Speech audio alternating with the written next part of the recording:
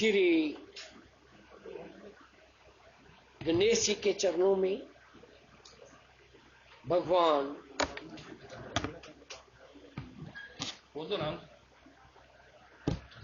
भृगु जी के चरणों में दंडवत प्रणाम करके श्री शुक्र जी ने पूछा, हे पिताजी, ऐसे ग्रह होने पर कौन से नाम वाला योग होगा? उस योग के प्रभाव से कैसा फल होगा? आज आपके दरबार में आपकी वाणी सुनने के लिए कौन कौन सी आत्मा उत्सुक हो रही होंगी। और पिताजी, आज मेरे और भक्तों के किंचित मात्र संशय को दूर करें, ये भी बतलाएं इस कली काल में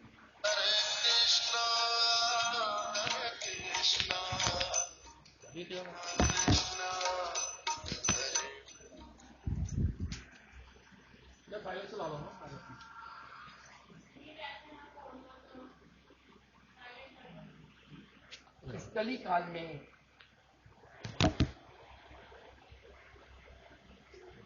सेवा, सिमरन, तीर्थ यात्रा का क्या फल होता है। ऐसे समय में देवात्मा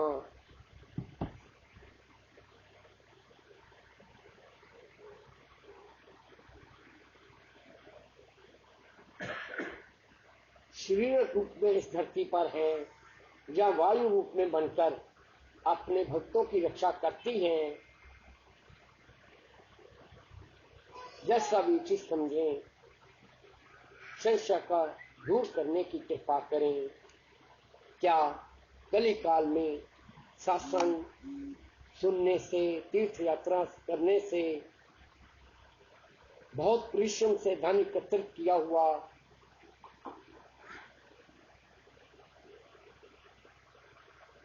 ऐसे कामों पर व्यय होता है? क्या इसका लाभ भी है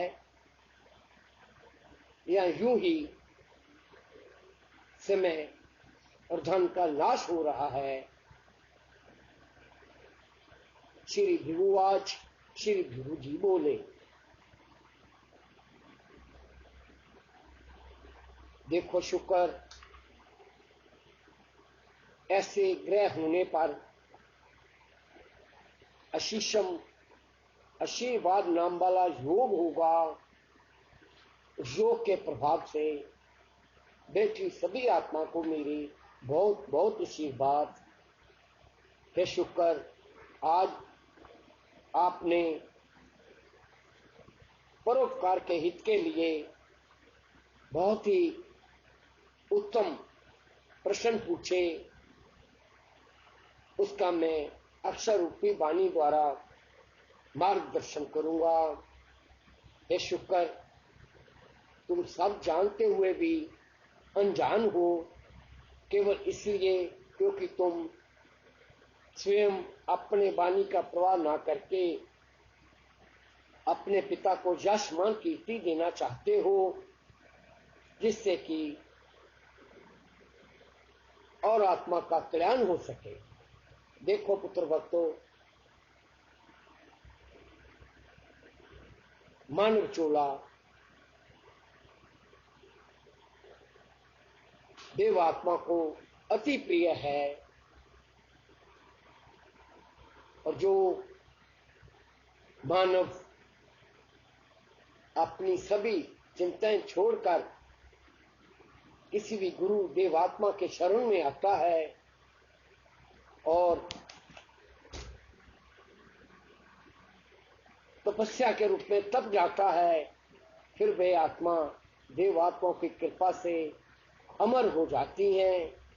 फिर उनका धरती लोक पर गर्भ में नहीं आना होता, फिर वायु रूप में आकर किसी न किसी शुभ आत्मा में प्रवेश करके आशीर्वादों के रूप में देते रहते हैं, अर्थात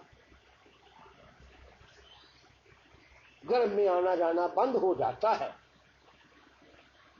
कभी कभी कलयुग के प्रभाव से भक्तों के मन में ऐसी प्रश्न उठते हैं।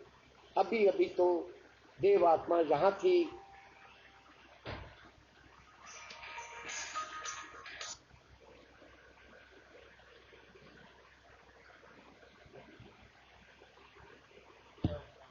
बंद कर दी। देवात्मा यहां थी और क्षण पल में ही किसी और रूप में कैसे पहुंच जाती हैं। हे पुत्र भक्तों, इसमें संशय की बात नहीं है। क्या द्वापर युग में कृष्ण ने बहुरूप धारण करके अपने सखियों की संशय को दूर नहीं किया था? और गीता में, गीता ग्रंथ में भी स्वयं ठाकुर कृष्ण ने कहा, मेरे और भृगु में किंचित मात्र में अंतर नहीं है। मैं विष्णु का गुरु हूं। यदि विष्णु की लीला को आज दिन तक कोई नहीं जान सका तो मेरी लीला को कैसे जानेगा? और रही बात आपने जो प्रश्न पूछा, दान, शुभ कर्म, सत्संग, हे पुत्र भक्तों, जिसके जीवन में दान, सत्संग, तीर्थ यात्रा नहीं है, वे आत्मा धरती लोक पर रहकर मन की शांति प्राप्त नहीं कर सकते। जो आत्मा इस भक्ति मार्ग पर लगा हुए हैं, कभी न कभी उनके मन को आनंद आएगा। आनंद का अर्थ शांति होगी। जिसके मन को शांति हो गई, फिर देवात्माओं की कृपा से दिन प्रतिदिन शुक्ल पक्ष के चंद्रमा की भांति भक्ति में वृद्धि होती रहती है, जिससे धरती लोक पर आवागमन बंद हो जाता है। हे पुत्र भक्तों, मैं यह देख रहा हूं, आज मेरे पुत्र, मेरे भगत मन में बहुत उत्सुक हो रहे हैं। हमारे पिता कब गंगा दशहरा और निर्जला एकादश की यात्रा के बारे में आशीर्वाद देंगे। हे पुत्र भक्तों, सर्वप्रथम जिस भी आत्मा ने गंगा दशहरे के दिन और निर्जला एकादश के दिन मायापुरी नगरी की तीर्थ यात्रा के रूप में किया, वे की हुई तीर्थ यात्रा पूर्ण रूप से सफल है। जब जब भी मैं अक्षर रूपी वाणी द्वारा वाचक पुत्र से मार्गदर्शन करवाता हूं, तो मेरी आत्मा यात्रा के संग संग रहती है, जिससे कि कलयुग अपना प्रभाव ना बना सके। कलयुग ने तो अपना प्रभाव बनाना है, क्योंकि उसका स्वभाव है। वे नहीं चाहता मेरे राज्य में किसी और देवात्मा का गुणगान हो, इसीलिए तो वह अपना प्रभाव बनाता है। जैसे मदरा का किंचित मात्र समय के लिए ही प्रभाव होता है, उस समय के पश्चात मदरा का प्रभाव शांत होता है। ऐसे ही कलयुग का भी किंचित मात्र समय के लिए प्रभाव होता है। देवात्माओं के आशीर्वाद जन्मों जन्मों तक साथ देते हैं। गंगा दशहरे के दिन कलयुग ने अपना प्रभाव बनाया, वे नहीं चाहता था ऐसे विशेष समय में विशेष स्थान पर भृगु भगत गंगा स्नान कर सके। लेकिन मेरे आशीर्वाद साथ साथ थे और मैंने बाचे पुत्र के मन में प्रेरणा डालकर सायंकाल के समय गंगा दशहरे के दिन गंगा स्नान गंगा की गोद में बिठाकर करवाया। और पुत्र भक्तों, उस समय मेरी और मेरे पुत्र शुक्र की आत्मा साथ साथ ही थी, जो साधु के रूप में थी। तुरंत ही मैंने बाचे पुत्र के मन में प्रेरणा डाली और अपने भृगु भक्तों को आशीर्वाद दिलवाए। हे पुत्र भक्तों, उस दिन के दिए हुए आशीर्वाद ना नाश होने वाले होंगे। जिन जिन आत्माओं ने गंगा दशहरे के दिन गंगा स्नान किया, हे पुत्र भक्तों, धरती लोक पर यदि कली काल में साक्षात देखना चाहते हो, गंगा पापों का नाश करने वाली है और पूर्वियों पितरों को शांत करके उनके कुल में शांति बनाने वाली है। ऐसे समय में हम देवात्मा भी पूर्ण वर्ष प्रतीक्षा करते हैं कब यह समय आए। और पुत्र भक्तों, निर्जला एकादश और गंगा दशहरे के दिन उस तीर्थ स्थान के साधारण आत्माओं के तन को किंचित मात्र साधु संतों की रज चीर में स्पर्श होने से अनेकों रोग शांत होते हैं।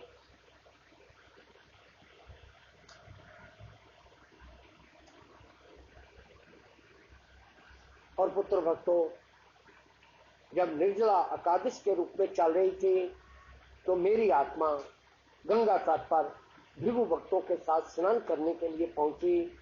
मेरी आत्मा वाचक पुत्र के में प्रवेश की और गंगा की गोद में बैठकर जो सत्संग संकीर्तन के रूप में हुए और आशीर्वादों के रूप में प्राप्त हुए, वे मेरे ही आशीर्वाद थे। हे पुत्र भक्तों, हम परोपकार के हित के लिए सदा तत्पर रहते हैं, भक्तों का कार्य करने के लिए। और फिर जैसा कि मैंने कहा हुआ था, मैं गंगा के तट पर बहुत सी देवात्माओं के दर्शन करवाऊंगा। उस समय पुत्र भक्तों, साक्षात महाकाल जो सिमरन के रूप में कर रहे थे, मैंने अपने पुत्र भक्तों को आशीर्वाद दिलवाए। हे पुत्र भक्तों, क्या महाकाल के दिए हुए आशीर्वाद नानाश होने वाले होंगे? ऐसा नहीं हो सकता।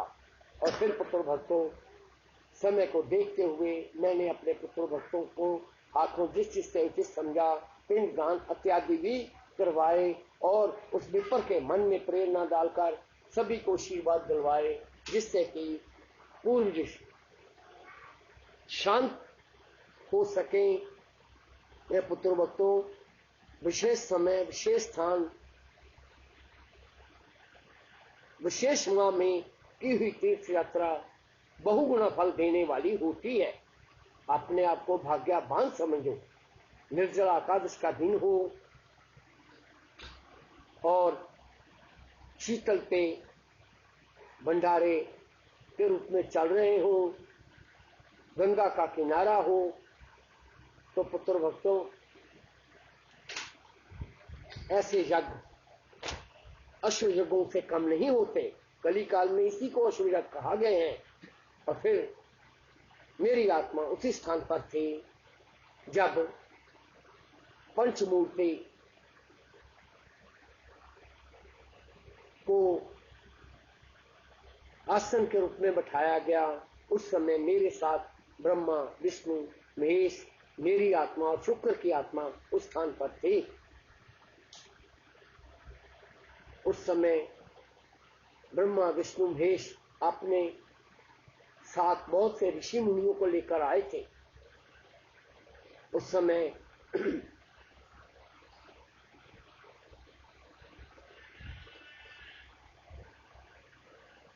चमन ऋषि, विश्वामित्र, परशुराम, दुर्वासा, यहां तक कि जिसे मैंने गुरु के रूप में माना हुआ है, दत्तात्रेय की भी आत्मा उसी स्थान पर पहुंची हुई थी। मेरी दृष्टि केवल ये थी, कलयुग अपना ना प्रभाव बना सके। जब तक साधु संत उस स्थान पर बैठे थे तो कलयुग की दृष्टि यही थी, कब ये देवात्मा यहां से प्रस्थान करें और मैं अपना प्रभाव बनाऊं। उस समय दुर्वासा ऋषि ने किंचित मात्र स्वभाव के अनुसार कटुवाणी कही। एक बार तो वाचक पुत्र के मन में ऐसा प्रश्न उठा, हो सकता है ये कलयुग की आत्मा हो, लेकिन मैंने वाचक पुत्र के मन में प्रेरणा डालकर शांति बनाए रखा। ये वाचक पुत्र वे दुर्वासा ऋषि की आत्मा थी और उस समय मैंने द्वार पर बैठे हुए कलयुग के ऊपर अपनी पैनी दृष्टि रखी। उस स्थान पर स्वयं गंगा, यमुना, सरस्वती जो नारियों के रूप में, जिन्हें वस्त्रों के रूप में प्रदान किए, मानो धरती लोक पर मायापुरी नगरी में वैकुंठ लोक के रूप में हो, बहुत से देवात्माएं जब उस स्थान पर अपने आशीर्वाद दे रहे थे तो कलयुग ने प्रभाव बनाया था। लेकिन मैंने तुरंत ही वाचोपुत्र के मन में प्रेरणा डाली और बहुत से दंडी धारी साधुओं को बुलाकर अपने भृगु भक्तों से शुभ कर्म करवाए, जिनके उनके पितर शांत होंगे, उनके घरों में खुशियां आएंगी। ऐसे समय में मेरी आत्मा की प्रसन्न हो रही थी। विशेषकर जब मेरे पुत्र, मेरे भगत मेरे बताए मार्ग पर चलते हैं तो मेरी आत्मा की प्रसन्न होती है, क्योंकि देखा जाए हमारी पूंजी तो हमारे भगत ही हैं। जब मेरा पुत्र, मेरा भगत भविंदर नाम वाली आत्मा, नरेश नाम वाली आत्मा, राज नाम वाली आत्मा और बहुत से भृगु भक्त अपने हाथों से अतिथि सेवा शीतल पेय के रूप में कर रहे थे, तो मेरी आत्मा उसी स्थान पर थी आशीर्वाद देने के लिए।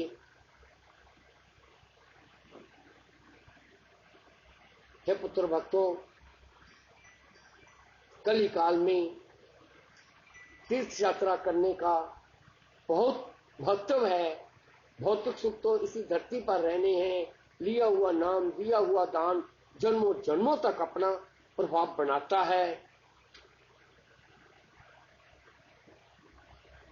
जो मानव शुभ कर्म करते हैं फिर उनको पुनः जन्म मानव के रूप में प्राप्त होता है और माता पिता, गुरु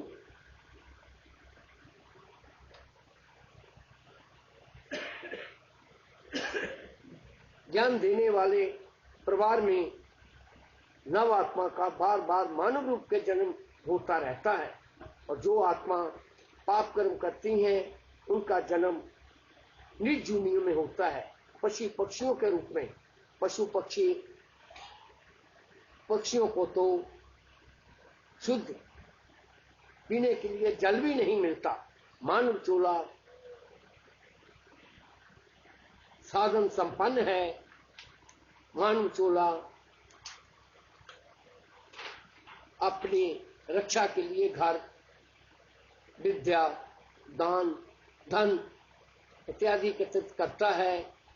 पशु पक्षी तो दिन रात इधर उधर भटकते हैं, कचरे में से अपने भोजन की तलाश करते हैं। हे पुत्र भक्तों, मानव चोले को ही उत्तम चोला कहा गया। मानव चोले में आकर यदि कोई आत्मा शुभ कर्म करती है, दान करती है, सेवा, अतिथि सेवा करती है और जो गुरुओं के बताए मार्ग पर चलती हैं, हे पुत्र भक्तों, फिर तो उनका बार बार धरती पर आवागमन तक बंद हो जाता है, अर्थात उन्हें गर्भ में उल्टा नहीं लटकना पड़ता। हे पुत्र भक्तों, तुम्हारे पास कोई दिव्य दृष्टि नहीं हो या तुम देख सको, ये दिव्य दृष्टि तो देवात्माओं के पास होती है। मायापुरी नगरी में कलयुग ने पीछा नहीं छोड़ा। जब मेरा पुत्र, मेरा भगत राजेंद्र नाम वाली आत्मा अपनी पत्नी, मेरा पुत्र नरेश वाचोपुत्र और वाचोपुत्र की पत्नी गंगा स्नान करने के लिए पहुंचे, तब मेरी आत्मा और शुक्र की आत्मा भी उसी समय उस स्थान पर थी। मैंने अपने पुत्र भक्तों को अपने हाथों से गंगा स्नान करवाया और पुत्रों भक्तों ने मेरे को अपने हाथों से गंगा स्नान करवाया। अकस्मात ही जब मेरी दृष्टि पड़ी, कलयुग ने अपना प्रभाव बना चुका था, तुरंत ही मैं गंगा में से बाहर आया। तब जब राजेंद्र पुत्र की हानि होने, धन की हानि होने वाली थी, तो नरेश पुत्र के मन में प्रेरणा डाल दी और धन की हानि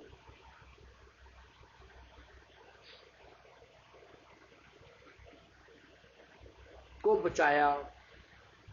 हे राजेंद्र पुत्र, तेरे पास कोई दिव्य दृष्टि नहीं, जानते हो ये धन तो तुम्हारे रोगों पर व्यय होना था, लेकिन मैंने प्रेरणा डालकर गंगा स्नान करवाया और शुभ कर्म करवाए, जिससे पुत्र तुम्हारे पापों का नाश हुआ। जब जब भी मैं अक्षर रूपी वाणी द्वारा आशीर्वाद देता हूं तो मेरी आत्मा संग संग ही रहती है। हम देवात्मा चाहें तो क्षण पल में ही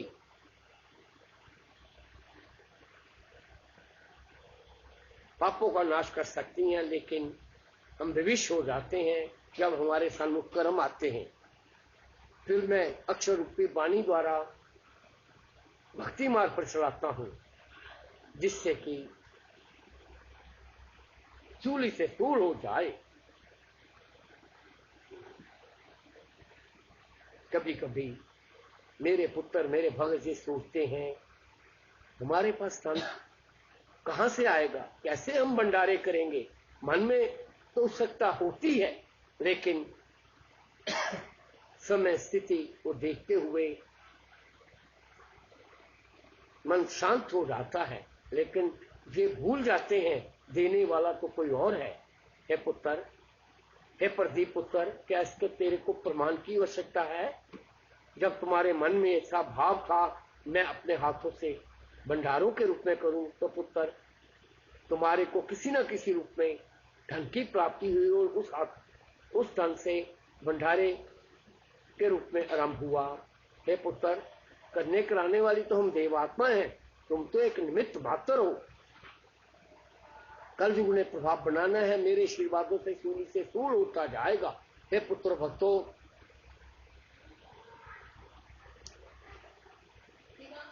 मन में कभी भी संशय नहीं लानी चाहिए। जब जब भी शुभ कर्म करते हुए मन में संशय उत्पन्न हो जाती है तो किए हुए शुभ कर्म निष्फल हो जाते हैं। जिन जिन आत्मा ने मायापुरी नगरी में अतिथि सेवा की, जूठे बर्तनों को साफ किया, मानो अपने पापों को धो डाला, और जैसे जैसे शीतल जल उन आत्मा को पिलाया, उनके हृदय से आशीर्वादों के रूप में प्राप्त हुए, जिससे कि पुत्र भक्तों तुम्हारे ऊपर कभी भी दुरात्मा का प्रभाव नहीं होगा। जो जो भी आत्मा मेरे भक्ति मार्ग पर चल रही हैं, सूली से सूल होता जाएगा। कर्म फल तो भोगना ही पड़ता है, जैसा कि विधान है। कर्म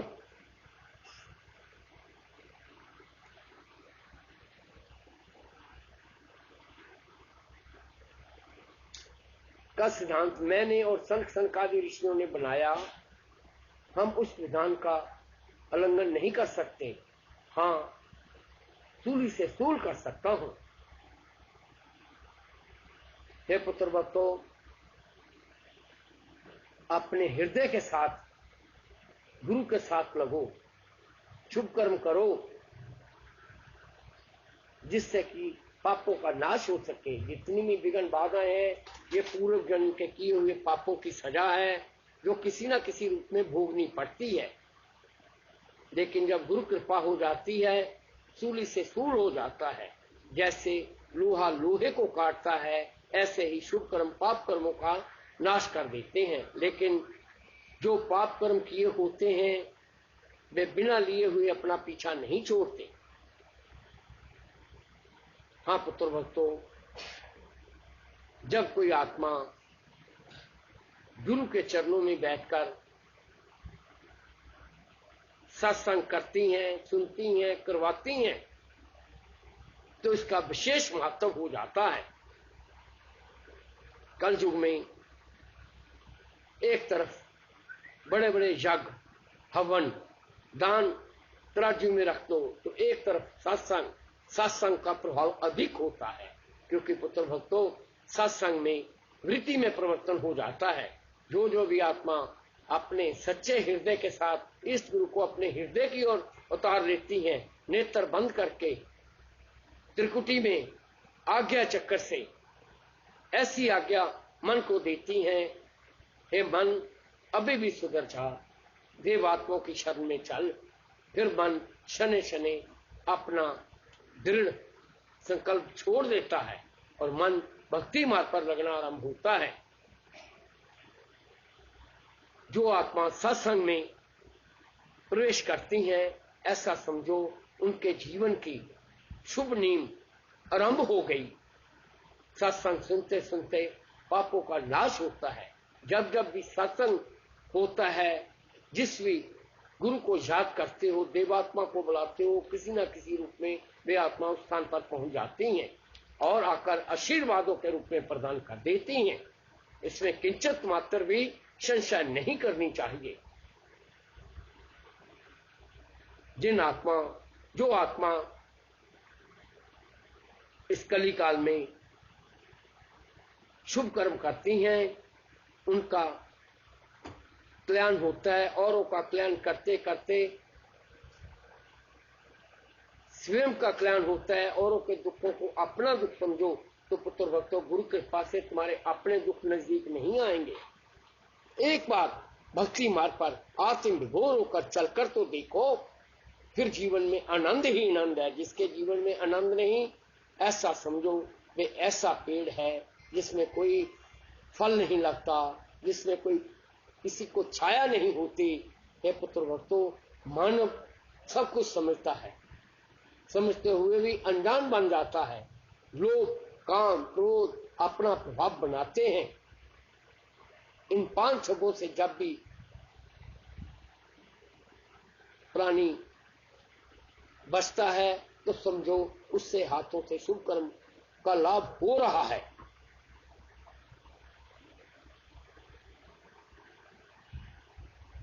पापों से बचना ही ज्ञान है और पाप करना अज्ञान है। हर प्राणी के अपने ही हाथ में सब कुछ है। यदि इस संसार में रहकर संसार का चिंतन करोगे तो पुत्र भक्तों दिन प्रतिदिन चिंता बढ़ती जाएंगी, अर्थात मन को अशांति होगी।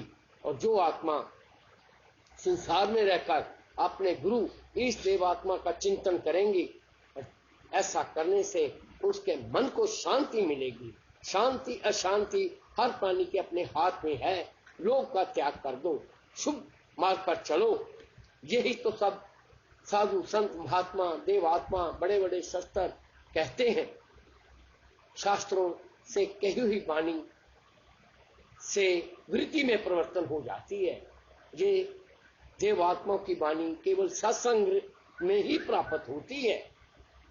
इसमें किंचित मात्र भी संशय नहीं करनी चाहिए। देखो पुत्र भक्तों, आज का दिन बहुत महान दिन है। आषाढ़ का महीना है, कृष्ण पक्ष है, षष्ठी तिथि है, गुरुवासरे वीरवार का दिन है। जो भी आत्मा मेरे दरबार में आकर नाम मां का नाम श्रवण कर रही हैं, पुत्र भक्तों उनका नाम मां मंगलमय हो। नया मां उनके लिए उनके घरों में खुशियां लेकर आएगा। क्योंकि पुत्र भक्तों नाम मां का आरंभ जैसा होता है उसका अंत भी वैसा ही होता है। खुशियों से इन हाथों से दान हो और हर समय मन भक्ति मार्ग पर चले तो पुत्र भक्तों यही जीवन में आज नहीं तो कल आनंद देने वाला हो जाएगा। एक घड़ी नहीं, आधी घड़ी, आधी से भी आधी घड़ी किया हुआ सत्संग, लिया हुआ नाम जन्मों जन्मों के पापों का नाश करने वाला होता है। आज मैं किंचित मात्र दृष्टांत के रूप में भी वर्णन करूंगा, जिससे कि मन की वृत्ति में परिवर्तन आ जाएगा। जैसे एक दूध बेचने वाली ग्वालिन के मन में वृत्ति में परिवर्तन हुआ। एक नगरी में मायादास नाम वाली आत्मा उसकी पत्नी चंद्रकांता और पुत्री सौभाग्यवती रहते थे।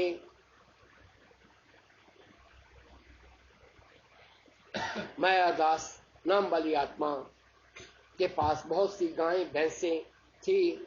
वे दूध बिक्री करके अपने और अपने परिवार की उदरपूर्ति किया करते थे।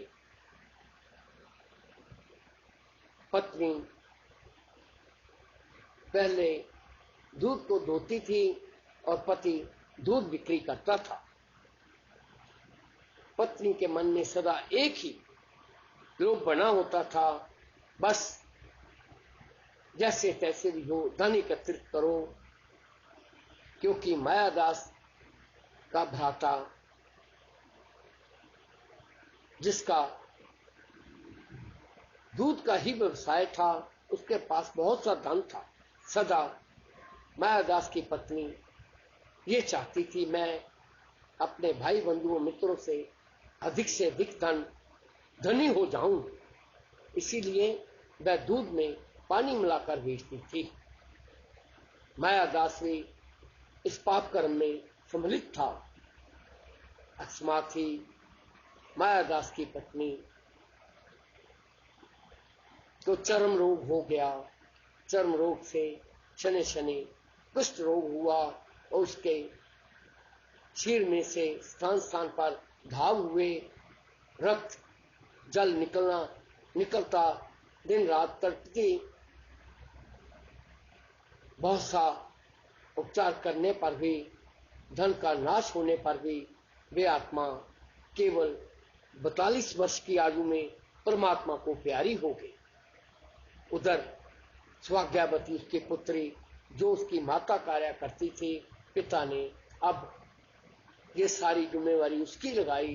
अब पुत्री बर्तन को धोती, पिता के कहने पर उस बर्तन में जल डाल देती और जब दूध गाय से धोया जाता तो दूध और जल का मिश्रण एक हो जाता, जिससे मायादास कपट के रूप में धन एकत्रित कर रहा था और पुत्री दूध लेकर भ्रमण करके दूध बिक्री किया करती थी। और बहुत से ग्राहक तो ऐसे होते जब दूध धो रहे होते तो उसी समय उस स्थान पर खड़े रहते। बस मायादास ये कहता, देखो मेरे जैसा शुद्ध दूध कोई नहीं बेचता। अपनी पुत्री को कहने लगा, हे पुत्री सुनो, माता ने साथ छोड़ दिया, लेकिन आज मैं तेरे को ज्ञान की बात कह रहा हूं। पश्चिम दिशा की ओर एक कुटिया में संत रहते हैं। वे औरों को उल्टा सीधा ज्ञान देते हैं, जिससे जीवन बिगड़ जाता है। इसलिए सौभाग्यवती पुत्री कभी साधु संतों की कुटिया की ओर दूध बिक्री करने मत जाना। समय व्यतीत हो रहा था। एक दिन सौभाग्यवती का कुछ दूध बच गया। उसने सोचा, आज मैं इस दूध को उस संत के कुटिया की ओर बिक्री करने के लिए जाऊंगी। समय प्रधान होता है। जब वह संत के कुटिया के नजदीक पहुंचे तो संत प्रवचन के रूप में कर रहा था, उपदेश दे रहा था। कभी भी पाप मत करो। पाप से धन एकत्रित किया हुआ मन की शांति नहीं दे सकता। भक्ति मार्ग पर चलो। शुद्ध कमाई करने से ही मन को शांति मिल सकती है, जिससे इस लोक पर लोग दोनों ही सुधर जाते हैं। वह सौभाग्यवती ग्वालन उनके उपदेश को सुन रही थी तो मन में आया, ये संत बातें तो बहुत अच्छी कर रहा है। जो मेरे पास दूध बचा है अब मैं इसको क्या करूंगी। उसने उस संत को प्रवचन समाप्त होने के पश्चात अर्पण कर दिए और हाथ जोड़कर पूछा, ए महाराज, पाप और पुण्य का कैसा स्वरूप होता है, कृपा करके कहिए। तब संत ने कहा, सुनो, दूध पुण्य है और पानी पाप है। स्वाज्ञावती कहने लगी, हे महाराज, मैं ये बात समझ नहीं सकी। वह साधु कोई साधारण आत्मा नहीं था। उसने पूर्ण तपस्या की थी, औरों का कल्याण करने के लिए ही धरती पर आया था। तब उसने स्वाज्ञावती की माता की ओर संकेत किया और कहने लगा, हे पुत्री, जो तुम्हारी माता का देहांत हो चुका है, कुछ माह ही तो हुए हैं। जानते हो, वे रोगी थी, जो उसमें शीर में से जल का प्रवाह हो रहा था, वे उसी पाप कर्म का फल था जब वह दूध में पानी मिश्रण करके बेचती थी और अल्पायु में ही परमात्मा को प्यारी हो गई। ये दूध में पानी डालने का फल है। अब तो तेरे को पता चल गया होगा। तब वह ग्वालिन स्वाज्ञावती ने गुरु को प्रणाम किया और अपने निवास स्थान पर पहुंचे। दिनचर्या के अनुसार पिता ने पुत्री स्वाज्ञावती को कहा, लाओ अब बर्तन साफ करके मेरे को दो। पुत्री के मन में तो पहले ही संकल्प हो चुका था, उसने बर्तन साफ करके दिए। तब पिता ने देखा, आज इसने इसमें जल नहीं डाला। तब उसके सन्मुख बहुत से ग्राहक भी खड़े थे, तो उसने कहा, हे पुत्री, अभी ये बर्तन साफ नहीं हुआ, इसे अच्छी तरह साफ करो। पुत्री ने फिर उसे साफ करके खाली बर्तन दिया। तो मायादास ने फिर कहा, स्वाज्ञावती, आज तेरे को क्या हुआ, इसे अच्छी तरह साफ करो। पुनः उसे जल में से साफ करके जब खाली दिया गया तो मायादास के मन में बहुत क्रोध हुआ और उसने उस समय तो धैर्य बनाए रखा। दूध बिक्री करने के पश्चात अपनी पुत्री को कहने लगा, आज तेरी बुद्धि को क्या हुआ, कहीं संत के कुटिया की ओर तो नहीं गई थी, ये उल्टी सीधी पढ़ाई वहां से सीख कर आई हो। तब वह स्वाज्ञावती कहने लगी, पिताश्री, छोड़ दो इस पाप कर्मों को, इससे मन की शांति नहीं हो सकती, सुख प्राप्त नहीं हो सकता। मेरी माता ने भी यही कर्म किया था।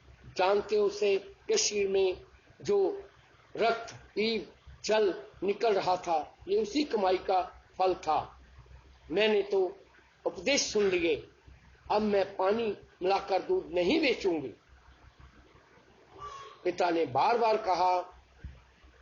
तब वह स्वाज्ञावती हठ के रूप में रुकी रही। तब पिता ने क्रोध में आकर कहा, जानते हो, तेरा भाग्य मेरे हाथ में है। मैं तेरा मंगल कार्य ऐसी आत्मा के साथ करूंगा जो कुष्ठ रोगी हो, जो चलने फिरने में समर्थ हो। तब स्वाज्ञावती कहने लगी, हे पिताश्री, आप कहते हो मेरा भाग्य आपके हाथ में है। नहीं, मेरा भाग्य तो परारवत के हाथ में है। यदि मेरे भाग्य में ऐसा ही पति लिखा होगा तो मैं उसको भी स्वीकार करके पति की सेवा करूंगी, लेकिन पाप कर्म की कमाई नहीं करूंगी। जिसने जीवन दिया वो भोजन देगा। माता श्री भी ऐसे लोभ में फंसकर जीवन लीला समाप्त कर गई। उसने इस धरती से क्या ले गई, मैं इस पाप कर्म पर नहीं चलूंगी। तब मायादास और पुत्री के बीच में जब ये वार्तालाप हो रहा था, उसी सन राजा बेस बदलकर उस स्थान पर भ्रमण कर रहा था। उसने पुत्री और पिता का वार्तालाप को सुना और दरबार में आकर मंत्री को आदेश दिया, जाओ मायादास को, उसकी पुत्री को मेरे सन्मुख पेश किया जाए। राजा का आदेश पाकर मंत्री मायादास के पास पहुंचा और तुरंत ही चलने के लिए कहा। मायादास ने पूछा, हमको राजा ने क्यों बुलाया है? तब मंत्री ने कहा, ये तो मेरे को भी इसके बारे में पता नहीं, तेरी को स्वयं जाकर ही पता चलेगा। मायादास को और उसकी पुत्री को राजा के सन्मुख पेश किया गया। भरे दरबार में राजा ने कह दिया, सुनो, आज मैं एक बहुत बड़ी घोषणा करने जा रहा हूं। आप सभी के मन में ये प्रश्न होता था, राजा की आयु में वृद्धि हो रही है, अभी तक इसने मंगल कार्य क्यों नहीं करवाया? क्योंकि मैं अपनी प्रजा को सुखी देखना चाहता हूं। मेरी पत्नी वह हो जो सच्चाई पर चले, शुभ कर्म करने वाली हो, पाप की कमाई ना करे। ऐसी नारी ही मेरी पत्नी बन सकती है। मैंने उस आत्मा को ढूंढ लिया है, वो है मायादास की पुत्री स्वाज्ञावती। अगर ये उचित समझती है तो मैं इसके साथ मंगल कार्य कर सकता हूं। तब क्या था, मायादास कभी राजा की ओर देख रहा है, कभी अपनी पुत्री की ओर देख रहा है, आंखों में आंसू हैं। अरे मैं तो इसको किसी कुष्ठ रोगी के साथ मंगल कार्य करना चाहता हूं, पर इसका प्रारंभ तो दिखाओ। आज ये ग्वालन से महारानी बनने जा रही है। आंखों में आंसू थे। तुरंत ही मन में आया, अरे ये सब इसको उस संत के दिए हुए उपदेश का फल है जो उसने उस दिन सत्संग के रूप में सुना। किंचित मात्र सत्संग सुनने से इसके वृत्ति में परिवर्तन हो गया। मैं तो ये सोच रहा था ये जीवन भर रोती रहेगी, भूखी मरेगी, इसके बाद धन नहीं होगा, लेकिन ये मेरे सोचने से विपरीत हुआ। अरे वाह रे संत, ऐसा उपदेश, ऐसा सत्संग, ऐसा सच का संग। तब क्या था, मंगल कार्य राजा ने धूमधाम से संपन्न किया और उधर पिता मायादास के मन में भी मोह का क्षय हो गया और वह उस संत के चरणों में जाकर गिर पड़ा। संत ने उसे हृदय के साथ लगाया। तब मायादास कहने लगा, हे प्रभु, आप मेरे को अपने हृदय के साथ स्पर्श मत करो। यह शरीर तो पापों से भरा पड़ा हुआ है, ना जाने मैंने कितने पाप कर्म कर दिए। इस शरीर को स्पर्श करने से आप भी दूषित हो जाओगे। अरे ओ मूर्ख, संत गुरु धरती लोक पर आते ही इसीलिए हैं, कल्याण करने के लिए। अरे क्यों नेत्रों में आंसू बहा रहे हो? यदि तुम मेरी शरण में आए हो तो ये सब बताना होगा। तब क्या था, मायादास कहने लगा, आप तो सब कुछ जानते हो। मेरी पुत्री किंचित मात्र समय के लिए आपका उपदेश लेकर गई थी। बहुत कहने पर भी वे उस मार्ग पर नहीं चली। आपके आशीर्वादों से वह ग्वालन से महारानी हो गई। अब मैं पाप कर्म नहीं करूंगा। मैं आपके आश्रम में रहकर अतिथि सेवा करूंगा और सत्संग सुना करूंगा। तब क्या था, दिन प्रतिदिन उसकी श्रद्धा भावना में वृद्धि होती गई। प्रतिदिन सत्संग आरंभ होने से पहले वहां पर अतिथियों के लिए बिछोना बिछा दिया जाता और पातकों की सेवा करता। कान सदा गुरु की वाणी की ओर लगे रहते। ऐसा करते करते जीवन व्यतीत हो रहा था। अब उसे जीवन में आनंद ही आनंद आ रहा था। उधर उसकी पुत्री आनंद में हो रही थी। एक दिन राजा ने पूछा, हे महारानी, आप मेरे से प्रसन्न हो तो बताओ, आप मेरे से क्या चाहती हो? आज मैं तेरे से बहुत प्रसन्न हूं।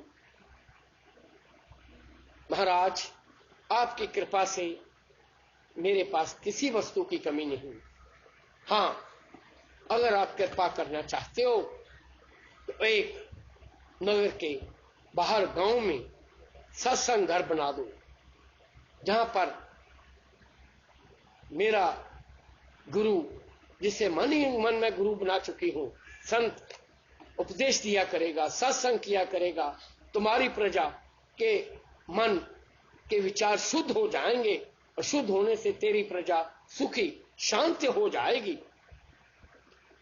राजा तो पहले ही आस्तिक था, अब रानी के कहने पर और भी उसकी आस्तिक बढ़ गया। तब वह अपनी रानी को साथ लेकर संत के द्वार में चरणों में पहुंचा और कहने लगा, हे महाराज, आपकी कृपा हुई, आपकी कृपा से मेरे को सच्चाई मार्ग पर चलने वाली पत्नी प्राप्त हुई। आपकी कृपा से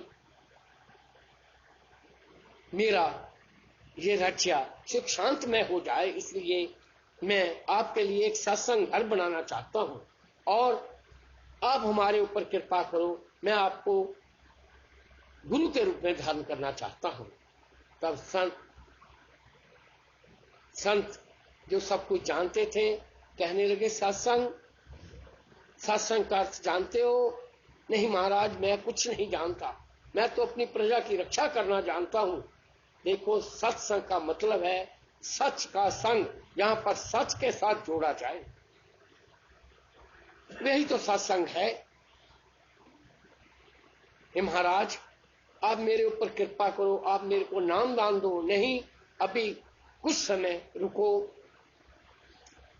जिस दिन सत्संग घर तैयार होगा, गुरु पूर्णिमा होगी, उस दिन मैं तुम्हारे को नाम दान के रूप में प्रदान करूंगा। तब क्या था, राजा ने देश दिया और बहुत बड़ा सत्संग घर के रूप में हुआ, अतिथि सेवा होने लगी और उस दिन साधु संतों ने आकर आशीर्वाद दिए और गुरु को रूप में धारण राजा और रानी ने कर लिया। अब तो क्या था, जो उसके राज्य में पापी लोग रहते थे, कटु वाणी बोलते थे, सत्संग की वाणी से उनके हृदय पवित्र हो गए और उनका कल्याण करते गए। अब तो राजा का राज्य ऐसा हो चुका था, कोई भी दुखी नहीं था, भूखे को अन्न मिलता और प्यासे को जल, रहने के लिए घर। किसी के मन में ऐसी विचार ना उठते, क्योंकि राजा ने घोषणा की थी, मेरे राज्य में यदि कोई पाप कर्म से धन एकत्रित करेगा तो मैं उनके दोनों हाथों को काट लूंगा, मेरे लिए गुरु की आदेश है। ऐसा कानून तैयार कर दिया गया। अब तो क्या था, सुख शांति के साथ हर पशु पक्षी मानव अपना जीवन व्यतीत करने लगा। राजा ने रानी के आगे हाथ जोड़कर कहा, हे रानी, ये सब आपकी कृपा है। नहीं महाराज, ये मेरी कृपा नहीं, ये तो मेरे गुरु की कृपा है, उसके बताए हुए मार्ग पर चल रही हूँ, जिससे मेरे पिता का भी कल्याण हो गया। अरे मेरा पिता दिन रात वहां पर अतिथि सेवा करता है, दान करता है, भंडारों के रूप में सेवा करता है, जितना भी दूध से धन प्राप्त होता है वह अतिथि सेवा में लगा देता है। अब उसके मन को शांति है, मन में लोभ नहीं है। प्रतिदिन सत्संग सुनने से वे आत्मा की जब आयु 92 वर्ष की हुई, उस मायादास जो पापी था, गुरु की कृपा से सत्संग सुनने से उसे यमदूत नहीं, देवदूत दिव्य विमान में बैठाकर वैकुंठ लोक की ओर ले गए। हे पुत्र भक्तों, ऐसा होता है सत्संग का प्रभाव। संक्रांति के दिन जो भी आत्मा मेरे दरबार में आकर नव माँ का नाम श्रवण करती हैं, अतिथि सेवा करती हैं और मेरे सत्संग के रूप में श्रवण करती हैं, हे पुत्र भक्तों, इससे उनके जीवन में आनंद आना शुरू हो जाएगा। बार बार मेरे दरबार में आने से पापों का नाश होता जाएगा। हे पुत्र भक्तों, जितनी भी विघ्न बाधाएं हैं, ये पापों की सजा है जो किसी न किसी रूप में भोगनी पड़ती है। जब भक्ति मार्ग पर चलते हो, प्रभु का चिंतन करते हो, पापों का नाश होता है, विघ्न बाधाएं स्वयं ही दूर होकर सुख सुविधाएं आनी शुरू हो जाती हैं। इसमें किंचित मात्र भी संशय नहीं करनी चाहिए। हे पुत्र भक्तों, आज का ये सत्संग के रूप में मैंने जो दृष्टांत के रूप में वर्णन किया और मायापुरी की तीर्थ यात्रा के रूप में वर्णन किया, हे पुत्र भक्तों, ऐसी ऐसी तीर्थ यात्राएं समय समय पर मैं अपने पुत्र भक्तों को आदेश दे देकर करवाता जाऊंगा। ये पुत्र भक्तों, ध्यान देकर सुनो, यदि मेरे दरबार की ओर ना लगे होते, क्या इन कदमों से तीर्थ यात्राएं हो सकती थी? क्या इन हाथों से भंडारे हो सकते थे? क्या मन से मेरे बताए हुए भक्ति मार्ग पर चल सकते थे? हे पुत्र भक्तों, ऐसा नहीं था। जो भी आत्मा मेरे दरबार के साथ लगी, पूर्व जन्म के पापों का फल तो मिलता है, लेकिन शनि शनि पापों का नाश होता रहता है। यदि कपल पुत्र और दीपापुत्री मेरे दरबार पर ना लगे होते, स्थिति कुछ और होती। समय की प्रतीक्षा करो हे पुत्र, प्रतीक्षा से काम लो। कभी भिल्ली ने भी तो प्रतीक्षा की थी। बहु वर्ष तक मन में एक आस लगाए बैठी थी, मेरे प्रभु आएंगे और मेरा कल्याण करेंगे। जब भक्ति करते हो तो देवात्मा प्रकट होती है। प्रकट होने से प्रतीक्षा समाप्त हो जाती है। अभी भी अपना कलयुग प्रभाव बनाए बैठा हुआ है। कलयुग नहीं चाहता तुम शुभ मार्ग पर चलो, लेकिन मेरे आशीर्वाद भी तो साथ साथ हैं। पूर्व जन्म के पापों का नाश होता जाएगा, भक्ति में वृद्धि होगी। हे पुत्र भक्तों, बैठी सभी आत्मा मेरी दृष्टि में है। ऐसा नहीं समझना चाहिए मेरे पिता ने मेरा नाम लेकर क्यों नहीं कहा। जिस भी आत्मा ने उस दिन मायापुरी नगरी में भंडारे के रूप में सेवा की, तिथि सेवा की, धन से की, तन से की, मन से की, तो पुत्र भक्तों उसका फल बहुगुना प्राप्त होगा। महेंद्र पुत्र और संध्या पुत्री, तुम्हारे ऊपर गुरु की कृपा है। उस दिन कलयुग ने प्रभाव बनाया गंगा दशहरे के दिन, तो पुत्री उस दिन भी मेरी आत्मा उसी स्थान पर भोजन करने के लिए पहुंची। मैंने बहुत से साधु संतों के आशीर्वाद दिलवाए और गुरु के स्थान पर किया हुआ स्नान, दिया हुआ दान बहुगुना फल देता है। इसलिए इसका मैंने ही तो संकेत के रूप में कहा हुआ है। हे पुत्र भक्तों, चिंता आज मेरे दरबार में छोड़ दो, चिंतन करते जाओ। चिंतन करने से ही तुम्हारे जीवन में आनंद ही आनंद हो जाएगा। बिना आनंद के ये मानव जीवन अधूरा है। संसार को चिंतन छोड़ो, प्रभु का चिंतन करो, जिससे मन को शांति प्राप्त हो। यही मैं आज अपनी अक्षर रूपी वाणी द्वारा संदेश के रूप में प्रदान कर रहा हूं। अपनी चिंता छोड़कर चिंतन करते जाओ कि वे रक्षा जग, संकल्प जग, प्रार्थना जग अपने हाथों में लेकर अब मेरी आत्मा वैकुंठ लोक की ओर जाएगी। बैठी सभी आत्मा मेरी दृष्टि में है। ऐसा नहीं समझना चाहिए मेरे पिता ने विशेष रूप में मेरा नाम क्यों नहीं लिया। सभी मेरी दृष्टि में है। सभी को मैं अपने दोनों हाथ उठाकर आशीर्वाद दे रहा हूं। मैं बैठी सभी आत्मा को देख रहा हूं, लेकिन साधारण आत्मा मेरे को नहीं देख सकती, क्योंकि मैंने जब धरती लोक पर मेरा जन्म हुआ, ब्रह्मा ने मेरे को मानसिक पुत्र के रूप में जब पैदा किया, तो मेरा तप इतना था, एक बार ब्रह्मा भी घबरा गए और घबराकर ओ गुरु कहकर पीछे की ओर भागने लगे। चले चले मेरा तप शांत हुआ। तो मैंने पूछा, हे ब्रह्मा, आप ये गुरु गुरु किसको पुकार रहे थे? तब ब्रह्मा ने यूं ही झूठ ही कह दिया, अरे मैंने गुरु गुरु नहीं कहा था, मैंने तो भृगु भृगु कहा था। अरे भृगु कौन? अरे आपका नाम भृगु है। उस दिन से मेरा नाम भृगु पड़ गया और मैं और आत्मा का कल्याण करने के लिए धरती पर आकर इस ग्रंथ की रचना कर दी, क्योंकि मैं जानता हूँ कलयुग अपना प्रभाव बनाएगा और बहुत से विश्व का धन को इच्छा धन की प्यास बुझाने के लिए बहुत से अकाउ के रूप में बचाएंगे, लेकिन किए हुए काम का प्रभाव नहीं होगा। हे पुत्र, तो जब भी किसी ने कोई भी मार्गदर्शन करना या करवाना हो, मेरे दरबार का सहारा लेना चाहिए। मैं पिता बनकर उनको संकेत के रूप में मार्गदर्शन करता जाऊंगा। और पुत्र भक्तों, यदि देखा जाए दान बहुत कुछ है, सब कुछ नहीं है। सब कुछ है तो उसकी कृपा। ये स्वास्थ्य की जो जिस दिन टूट जाएगी, भाई बंधु मित्र सभी साथ छोड़ देंगे, इसलिए साथ जाएगा लिया हुआ नाम, लिया हुआ दान। बार बार कहता हूँ, भक्ति मार्ग पर चलो। भक्ति मार्ग पर चलने से ही ये समय से समय में परिवर्तन होंगे। सभी को मेरे बहुत बहुत आशीर्वाद। जो भी आत्मा इस समय मेरे दरबार में उपस्थित है, मेरे भंडारे के प्रसाद के रूप में जो आत्मा ग्रहण करेगी, उनके रोगों का नाश होगा, यश मान कीर्ति बढ़ता जाएगा। मंगलम चैतन्य के लिए प्रतिदिन मंगल ही मंगल हो। सभी को मेरे बहुत बहुत आशीर्वाद है। पुत्र भक्तों, अभी मेरा जाने को इच्छा नहीं है, लेकिन मैं भविष्य हूं, क्योंकि मैंने एक ऐसी आत्मा की रक्षा करने के लिए वैकुंठ लोक में जाना है। क्योंकि यदि मैं किंचित पल के लिए वहां पर नहीं गया तो उस आत्मा का नरक द्वार में फेर दिया जाएगा, क्योंकि उस आत्मा के हाथों से एक ऐसे कुष्ठ रोगी की उपचार हुआ था जो चित्रगुप्त ने उसके खाते में नहीं लिखा। जाकर उसको ज्ञान करवाऊंगा, फिर उस आत्मा को वैकुंठ लोक में पुनः वैकुंठ लोक में भेजूंगा, पुनः उसे फिर मानव जीवन में प्रवेश करवाऊंगा। इसलिए मैं विश्व हूँ, सभी को मेरे बहुत बहुत आशीर्वाद। शुभ